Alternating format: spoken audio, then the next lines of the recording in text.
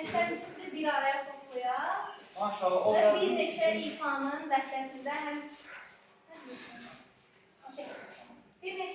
vəhdətində həm sizi izlədik, həm də dinlədik. Çox təşəkkür edirik bunun üçün sizə.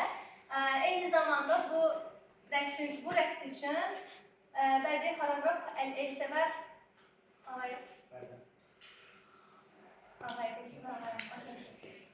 Bu rəqs üçün eyni zamanda bədii rəhbər Elsəvər Ağayeva da öz təşəkkürlərimizi bildiririk. Mən istərdim ki, uşaqlar sizdən soruşaq, əgər xüsusi bir demək istədiyiniz sözünüz, göndərmək istədiyiniz salamınız varmı?